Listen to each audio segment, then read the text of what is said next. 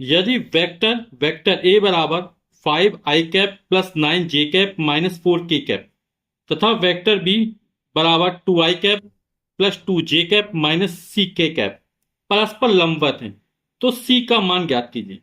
तो वेक्टर ए और vector B परस्पर लंबवत है ना, यानी इनके बीच के 90 अंश का कोण बन रहा है।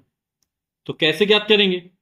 आप लोग जानते हैं दो वेक्टरों का अदिश गुणनफल, vector A dot vector B है ना, कितना होता है?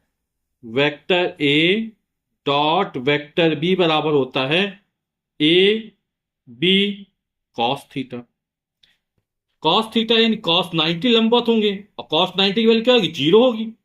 और किसी संख्या जीरो का गुणा किया है तो पूरा जीरो हो जाएगा, यानी ए डॉट बी का मान यानी जीरो निकल आए, है ना।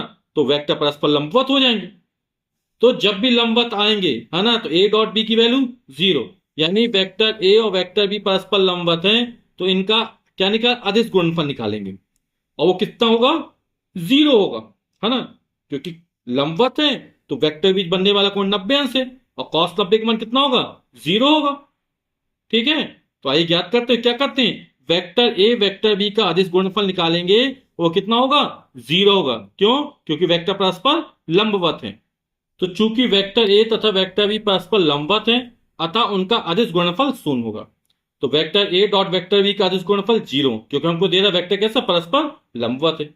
तो वेक्टर ए का मान लिख लिया 5i cap plus 9j cap minus 4k cap, और वेक्टर बी का मान लिख लिया।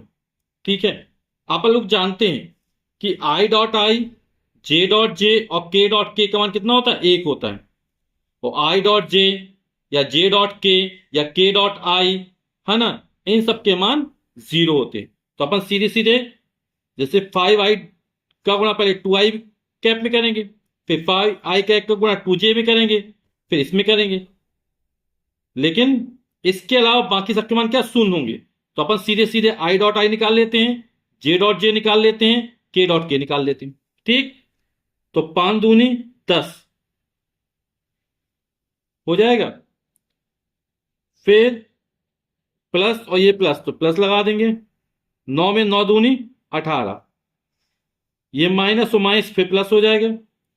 4 और c तो हो जाएगा 4c बराबर जीरो।